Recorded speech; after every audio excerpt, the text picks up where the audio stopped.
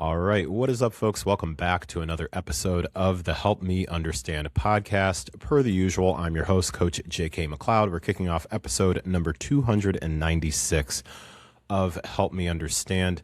Today, I'm going to share with you a strategy that I call the bookends strategy. And this is a strategy that I will share from time to time with folks that are going through specific just phases and periods of life, stages of life that seem to be more chaotic than normal. If there are changes to relationships, changes to work status, or increase in just overall responsibilities, and what it's doing is making it pretty easy to feel like at the end of the day, man, today was just completely out of control. And then subsequently, I'm not sure I can really follow any sort of a plan at all. This is a strategy that I will share from time to time called a bookend strategy, and I just named it the bookend strategy, and you'll soon find out why. Before getting into today's episode to talk about that strategy, though, I, as always, want to say thank you for choosing to press play on the Help Me Understand podcast. I know that you have no shortage of podcast content that you can and most likely do consume. So I promise you, still to this day, I truly never take it for granted that you chose to press play on Help Me Understand. Let's get into this topic, this strategy that I call the bookend strategy. Where this has come up most recently in the past month or so has been in conversations with folks who are transitioning to the end of the school year, where they have school-age kids and they are dealing with a host of different events. Some of them you know about well in advance. Some of them you should have known about well in advance and still missed the email or whatever notification app that your school uses. And some of them, literally, you're getting an email or a message on Monday saying, hey, by the way, this Thursday, we're going to do XYZ event and all of those things. I've had a handful of those things pop up for folks. And then also folks that are going through different transitions in life, be they based on personal relationships, be they based on work situations, and everything kind of in between. And to a person, something that is a common theme is feeling like overall, it's just very hard to follow any sort of a plan. They feel like, and I'm emphasizing feel like, they're feeling like just being able to get into a rhythm is probably going to be pretty much impossible. And what they'll typically describe is a day where they may have some control over what happens in the morning if they're able to get up early enough. But as the day starts to roll, it seems like one thing after another is popping up. And then by the end of the night, they just don't know what happened with the day. Very common phrase, the day just got away from me. And that has led to missing the workout that they had planned to do. That's led to not properly fueling themselves, maybe skipping lunch, or they skipped breakfast and had a really big lunch, and now they're just not in the mood to really eat dinner, but they're definitely down to snack it out, just all sorts of different things. And something that a couple of folks are specifically working on, and they felt like this was helpful, so I'm passing it on to you, is what I'm calling my bookends strategy. So it's a helpful, I believe, helpful strategy where you approach your days like bookends. You give yourself a win or a deposit in the fitness and habits bank account at the beginning of the day, and you give yourself a win or deposit in that habits bank account at the end of the day. Keep in mind, if you are new to the Help Me Understand podcast, and more specifically to me and my focus on fitness, that I have what I call the 3 foundational fitness habits. Those 3 habits are eat well, sleep enough, and exercise regularly. I share that because that's at really the foundation, pun intended, of how I approach fitness generally. All right. So when I am thinking about implementing this bookend strategy, one of the first things that I believe will come to mind for folks is, well, what's the point in doing something like this?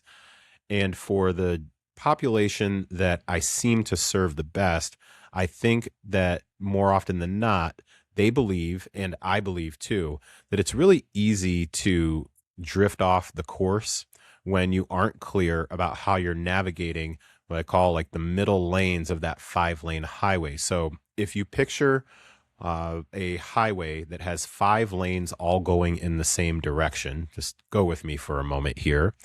You've got the 3 lanes in the middle, and then you've got the 2 outer lanes. I think I did at least enough math in my life to know that that adds up to 5 lanes. So you've got your 3 middle lanes, then you've got your lane on the far left and your lane on the far right. And more often than not, the folks that I tend to work with operate best in those middle 3 lanes. And when we can find a way to operate so that they, for the most part, are staying in those middle 3 lanes and they're basically able to make adjustments and remain in those middle 3 lanes, they very rarely are feeling like they've drifted all the way over to the left and things are moving way too fast. And they very rarely are feeling like they've drifted all the way to the right, which would be where things have just slowed down to where they're almost about to go off the shoulder, and that would not be good. So operating in that messy middle. And this is where, again, I think that it's very easy to slowly drift too far to the left or too far to the right if you don't have a good understanding, or really in this case, if you aren't feeling like you're still proceeding like you need to while you're navigating in the middle lanes. You see those cars on the left that are moving way faster, very similar to, let's say, being on social media and seeing bodies that you believe look better than yours, people that you believe are stronger than you. And so you feel like, man, I probably need to go get into that lane because it seems like they're getting there a whole lot faster. So by operating, or by being more confident about how you're operating in those middle 3 lanes, I believe that you can stay the course and continue to make progress throughout. So this bookend strategy is where we focus on, again, implementing something that's a win, or again, what I call a deposit in your foundational fitness habits at the beginning of the day, and then we do one at the end of the day. So from my observations, I believe that a lot of importance tends to be placed on one or the other. You will see plenty of content around the wake up routine. These 5 things that you must do in the morning, the 10 steps that you must do to start off your day, including grounding, breathing, and 13 other things. And I support some of those things. I don't think that any of them are the magic thing that's going to put you over the top. I just find that more often than not, the content that does well related to the big morning routine tends to be unrealistic for most people. And the wild thing is that most of those pieces of content, especially like a YouTube video, they're typically labeled realistic morning routine for a mom 40 or over, or whatever it might be. So a lot of the things that you're going to hear and see that typically tend to do well and get pushed through your algorithm are going to place a lot of importance on the wake up routine or your wind down routine. Like, you need to make sure these specific steps are in place to have the perfect wind down routine. And I believe that we can get to a point where we almost are stressing ourselves out over de-stressing. And that basically defeats the purpose. My course of action is to actually look at both of those pieces in tandem. So if you were to picture a bookshelf and you have a row of books, you bookend them. You've got one on the left and you've got one on the right. So again, my basis for this is that I believe a lot of importance is really placed on your wake up routine or your wind down routine. Rarely do I see us focusing on how we take action on those things as a pair. So this also comes with the understanding that this strategy is best implemented during those times in your life where you believe that that middle of the day tends to be more unpredictable than usual. And again, as I mentioned earlier, that can be related to things that you've got going on at work. It can be specific work projects, maybe a newer position, maybe a position that you're in, and you're now taking on more responsibility because someone else is out. Maybe it's just a busier time than usual. Maybe you're in the education field. I've got a couple of clients that are in the education field, and so now this near the end of the year time period for a couple of them just tends to be really, really packed because it's packed with events and end of the year stuff to wrap up grades and all of that stuff. It could be things that are family related, especially again, if you are navigating parenting one or more children, you're trying to figure out, okay, do we need to set them up for stuff that's going to be going on over the summer and who's going to be taking who where? There's that transition time of getting that all figured out. Especially if you're somebody who's co-parenting with the other parent not living in the home. So there's that added wrinkle to getting those things all figured out.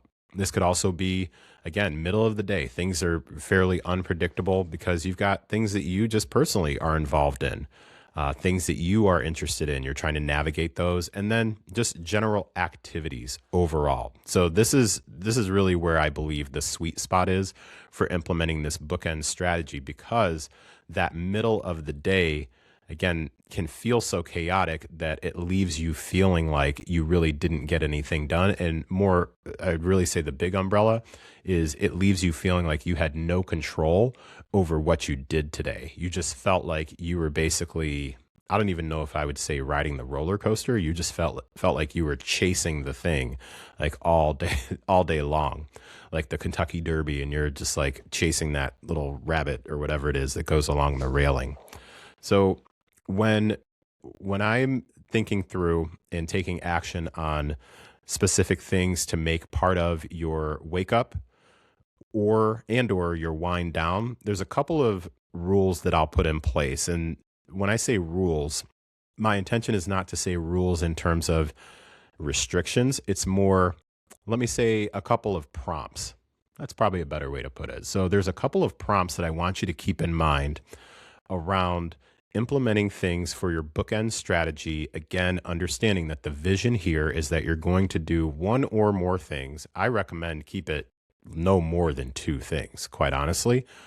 1 to 2 things in the morning that give you a deposit in that habits bank account, and do 1 to 2 things in the evening that give you a deposit in that habits bank account, so that you wake up feeling a sense of control because you did a couple of things that were on your terms, and you go to bed with a sense of control, believing that you did a couple of things that were on your terms. So the 2 prompts that I would have for you: 1, keep it simple.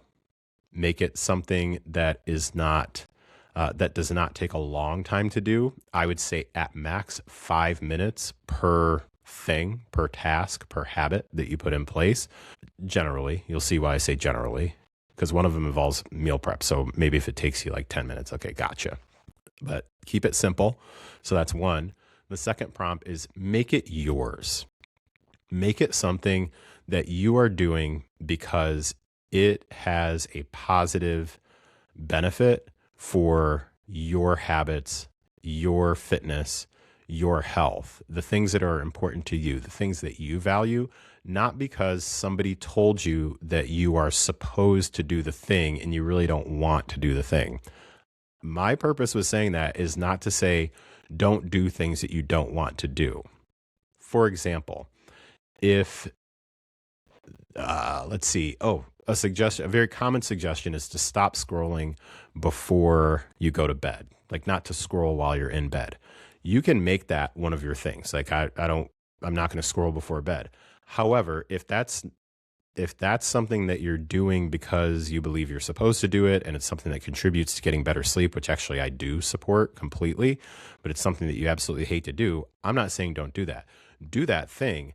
However, don't make it one of your bookend pieces. That's just like something that you're doing. The bookend piece should be something that you enjoy, something that pours into you in a positive way. So here's some ideas that I just jotted down before pressing record on this episode. Not play, press and record. So some ideas for some wake up some things you can do at wake up. One, and these are in no particular order, I just jotted these down. One would be making your bed. There is a pretty popular book, and I am blanking. Was it McRaven? General McRaven, I think, wrote a book called Make Your Bed. And I remember reading that many, many years ago. And I recommend it, by the way, for everybody. I'm pretty sure it was a short, like super short read. And the intention there is not about the magic of making your bed. It's about the translation that I got, or the perspective that I took away, is that it was about doing something every single day, following through on a commitment to yourself. So there's an idea for you. Make your bed every morning. Another idea is to set a timer for 5 minutes and take that time to jot down something that you are grateful for in advance. So these are your morning ones, something you're grateful for in advance. Set a timer for 5 minutes and utilize that to focus on some sort of devotion or inspirational reading. At this point, there are so many daily readers out there, or daily podcasts that'll be the quote of the day, the inspiration of the day. If you are someone who is faith-based, then you this is certainly an opportunity to be able to connect with your faith and spirituality. If you're a Bible reader, a Bible verse a day, and doing some navigation with that. If you are into Stoicism, which I'm a big fan of that, there's the Daily Stoic. There's also one other recommendation that I would make is Brianna Wiest. I believe that is it Wiest or West?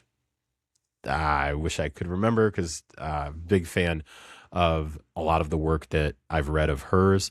She's got a book called The Pivot Year, and that has something that you can read each day, spending 5 minutes that morning. Even something like 5 minutes to set your intentions for the day. You're making a list of a few things, a couple things that you want to accomplish that day. I believe that those can be really solid deposits into your Habits bank account. Can also take 5 minutes and get in some purposeful movement for the day. If it's just moving your body, walking around the house, walking up and down the stairs, more than 5 minutes, cool. It's something that gets your body moving. You can spend a few minutes even prepping your lunch or dinner for later on, especially if you identify with the phase and the scenario and the stage that I'm talking about, where it's middle of the day, just always, for most times, seems to get away from you. Being able to take that time in the morning and put together maybe some pre-prepped ingredients from earlier and just put that into an actual meal and have that packed and ready to go for your lunch, or even better yet, for your dinner, so that there's less decision making when you get home from work or school or whatever you've been doing all day. I think that those are all things that you can do for that front part of the day bookend. Then on the opposite side, some ideas for your wind down. And remember, we've got 2 prompts here. We're keeping it simple, and we are making it individual to us. We're doing this thing because we want to do this thing to add to what we value, what we are working towards, and what will leave us at the end of the day believing that we won at something. We put a positive deposit into our bank account. So here's some ideas. Reading a few pages of a book that you actually enjoy. So P.S., a book that you actually enjoy. A journal dump. I admittedly have tried to do journaling at the end of the night. And I will say transparently, when I first did it, I did it wrong. And when I say I did it wrong because I took an approach that didn't necessarily work for me. I was taking an approach where I was basically utilizing it as a way to write down, okay, here's what I'm going to go after tomorrow based on what happened today. And for the way that my brain works, all that did was get me pre-thinking about a whole bunch of things that I was going to accomplish the next day. So then in my brain, I'm supposed to be winding down. However, what I'm doing instead is I'm creating strategies and plans literally in my head over all these things that I just kind of dumped. So my recommendation If you are somewhat like that, if you can identify with kind of the thought process that I have, would be to do the opposite, where you're unloading things, especially unload some of the tough stuff that happened throughout the day. Like put it down and you're not picking it back up until the next day, but utilizing some sort of a journal as a way to just dump and unload potentially like the heaviness of some of the day. Another one would be to spend a few minutes prepping a meal for the next day. So again, something that you're doing in advance. Also, to wrap this one up, winding down, I mentioned this same thing as in waking up, winding down a few minutes of gratitude, something that you're grateful for that happened during that particular day. Also, again, I believe that evening can be a great time to get into a short inspirational reading or devotion. I'm not talking about something that's like going to get you fired up for bed. It's more of, I think that affirmations can be really solid, really at any time of the day. My whole thing with suggesting these bookends isn't that it has to be these specific things. I'm just trying to prompt you with some ideas. And from a movement standpoint, spending a few minutes, set a timer for 5 minutes and doing some gentle yoga, doing some stretching. I wouldn't recommend doing like high intensity sprints or anything before bed. Not really big on that, but doing something at the very end of your day, at the end of when your kids got the crazy sleep schedule, when you still picked up your phone and you were still taking care of work emails and things like that. After all that's done, at the end of the day, the last thing, give yourself the 5 minutes that belong to you. Because that's really the big thing that I want to wrap up here with.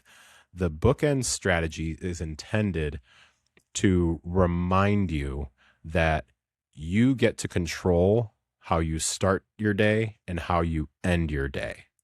There are plenty of things that can and will happen in between when you wake up and when you go to bed that will be out of your control, out of your ability to manage, and maybe not even allow you to have a whole lot of influence in. Some of you may recognize those columns that I've talked about before, the things you can control, the things you can manage, and then the things that you can influence. I readily admit that I relate to the folks that go through a day and on a good day, 50% of the specific things that you're going to deal with throughout the day can be fairly unpredictable. Even with that, I'm not going to say in spite of, because that's just part of living. My grandfather used to say that's all in it. Like that is part of living. Even with that, I'm a strong and firm believer that spending a few minutes right when you wake up and a few minutes right before you are about to call it a night and go to bed, spending those few minutes will remind you that you get to own how you start and how you finish, regardless of what happens in the middle. Okay. All right. With that, I'm going to close out today's episode. If you have found this to be helpful or impactful in any way, I would really appreciate hearing that from you. Or if you don't want to tell me, tell a friend to tell a friend to tell another friend. So if you have comments, questions, feedback, ideas for future episodes, please reach out to me. I'm on Instagram at Coach JK McLeod. You can also shoot me an email. This is all in the show notes. My email is jk@jkmcleod.com. McLeod is spelled MCLEOD. All right. With that, thank you so much again for listening to another episode of the Help Me Understand podcast. I truly appreciate you. Take care, and I'll talk to you next time. Bye now.